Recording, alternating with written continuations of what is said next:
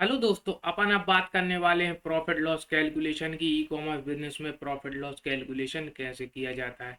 आप में से बहुत सारे लोग होंगे जिनके पास ऑलरेडी प्रोडक्ट होंगे और उनको पता होगा कौन सा प्रोडक्ट ऑनलाइन कितने का सेल हो रहा है, कौन से प्लेटफॉर्म पर। क्योंकि आपने देखा होगा मीशो पर एक अलग प्राइस होता है, अमेजन पे अलग प्राइस होता है और फ्लिपकार्ट पे अलग होता है, और वो प्रोडक्ट एक ही होता है।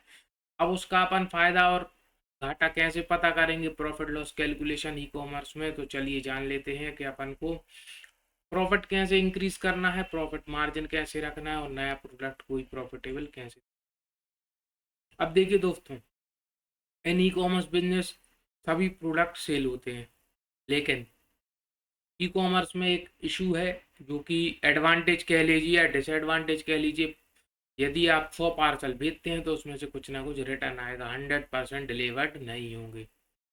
कुछ ऑर्डर ऐसे होंगे जो आईटी हो जाएंगे, कुछ ऑर्डर ऐसे होंगे जो कस्टमर रिटर्न हो जाएंगे। तो ई कॉमर्स में रिटर्न तो चलता ही रहता है, और रिटर्न की वजह से ही ई कॉमर्स बिजनेस सक्सेस है। आपने ध्यान दिया होगा, कस्टमर फ्लिपकार्ट अमेजन पे इसलिए ट्रस्ट कर लेता है, उसको पता है कि मेरा प्रोडक्ट जो मैं मंगाने वाला हूँ वो मंगाऊंगा, ऑर्डर करूंगा, और यदि मुझे पसंद नहीं आएगा तो वापस कर दूंगा। इसी कारण, इसी ट्रस्ट के कारण अमेजन फ्लिपकार्ट और ई कॉमर्स बिजनेस सक्सेस हुए हैं।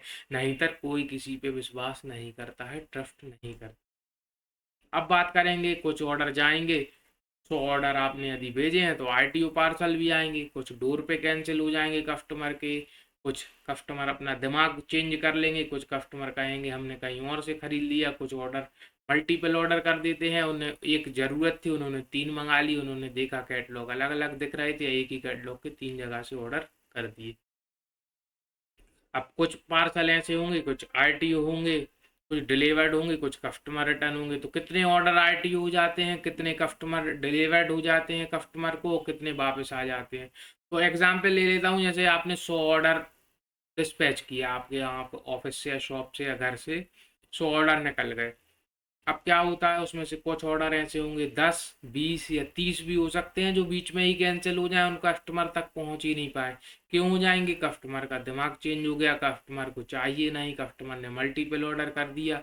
हो सकता है कोई ऑर्डर उसको पहले मिल गया हो, अपना जो उसने ऑर्डर किया था वो नहीं मिला, तो वो कह देता है कुरियर बॉय से हमें हमें नहीं चाहिए। अब कुछ ऑर्डर क्या होंगे, कुछ होंगे डिलीवर्ड हो जाएंगे, 100 में से हो सकता है 70 ऑर्डर डिलीवर्ड हो जाए, 80 हो जाए, 90 हो जाए। अब कस्टमर के पास 7 दिन से 10-12 दिन का टाइम रहता है। आप 10-12 दिन के अंदर देखेंगे, जिस दिन कस्टमर को मिला हुआ उसमें 7 डेज उसके लिए एक टाइम रहता है। 7 दिन के अंदर वो वापस कर सकता है, बहुत से प्लेटफॉर्म पे 8 दिन से ज़्यादा होता है। अब कस्टमर क्यों वापस करेगा? कस्टमर रिटर्न कर सकता है पार्सल, उसका वो रीज़न कोई भी दे सकता है, बहुत सारे रीज़न उसमें ऑप्शन में लिखे आते हो सकता है क्वालिटी, साइज मैच ना करे, कलर मैच ना किया हो सकता है उसने डार्क ब्लैक देखा हो, light black, dark green, light green, light blue, red, orange ऐसे कलर का उसको कंफ्यूजन हो गया हो, या हो सकता वो जो चाह रहा हो उसको वो ना मिला हो। ऐसा भी हो सकता है उसको उसी डेट पे चाहिए हो, डिले हो गया हो, डिले इन रिसीविंग, मतलब उसको 10 तारीख को चाहिए और अपन 12 तक को उसको पहुंचे, तो वो वापस कर देगा कि मुझे तो उसी दिन यूज़ करना था।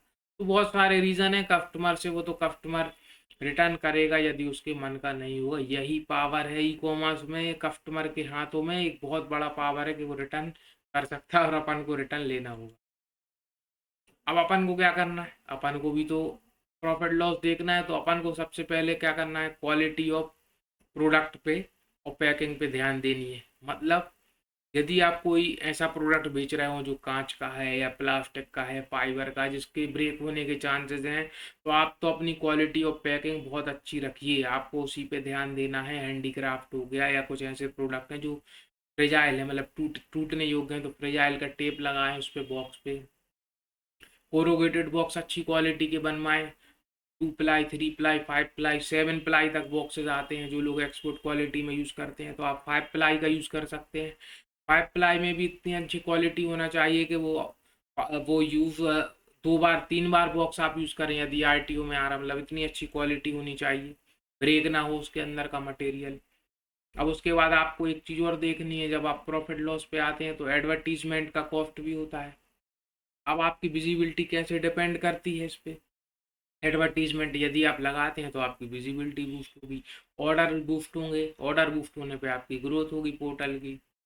अब जैसे उसमें आप ये मान लीजिए 20 से 30 रुपए यदि आप ऐड लगाते हो, ऐड का रिस्पॉन्स अच्छा आता है तो 20 से 30 या 40 रुपए तक आपको पर प्रोडक्ट ऐड का कॉस्ट आएगा। तो वो आपको यदि ऐड लगानी है तो उसमें पहले ही ऐड कर लें। ये नहीं कि आपने मार्जिन लिया था 30 रुपए और 20 रुपए की ऐड लगा दी। तो ये भी आपको ध्यान देना है। बहुत सारी ये बारीक छोटी छोटी चीज़ें हैं, ये आप नोट कर लीजिए, लिख लीजिए, जिससे आपको बाद में ध्यान रहे ना रहे, बाद में आप कह दो अरे मुझे तो मीशो पे बहुत लॉस हो गया। अब एक बात और फाइनल बता देता हूँ, it depend on cost of purchase. अब कोई 100 रुपए की एक कोई टी शर्ट है, वो आपने लिफ्टिंग की हुई है 250, 300, 350 रुपए तक की। अब कमीशन डिपेंड होता है कि कुछ फीस कटेगी थोड़ी सी, तो वो फीस और फिर अपन के कुरियर चार्जेस अपन को देखना है, सेटलमेंट अमाउंट भी देखना है, और फिर यदि रिटर्न आता है उस पर पेनाल्टी देखनी है, वो कितना रिटर्न आ रहा है ये भी देखना है। परसेंटेज ऑफ रिटर्न 10% है, 5 है, 15 है, ये भी अपन को चेक करना है। तो ये क्वालिटी पे आपको सबसे पहले ध्यान देना है यदि आपको अच्छा प्रॉफिट चाहिए। और दूसरा है मार्जिन।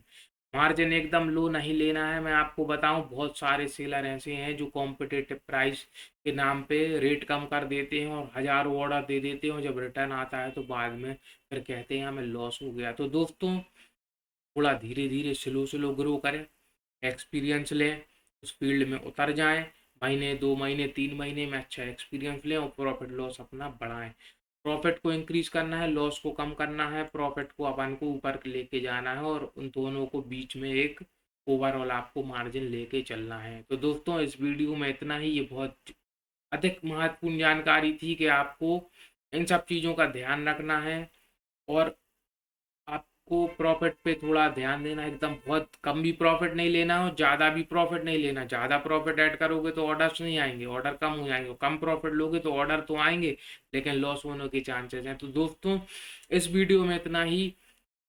आपको पर्याप्त जानकारी है प्रॉफिट लॉस की, एक ओवरऑल मैंने आपको बता दिया। आप थोड़ा जब वर्क करेंगे तो आपको समझ आ जाएगा। तो वीडियो देखने के लिए बहुत बहुत धन्यवाद।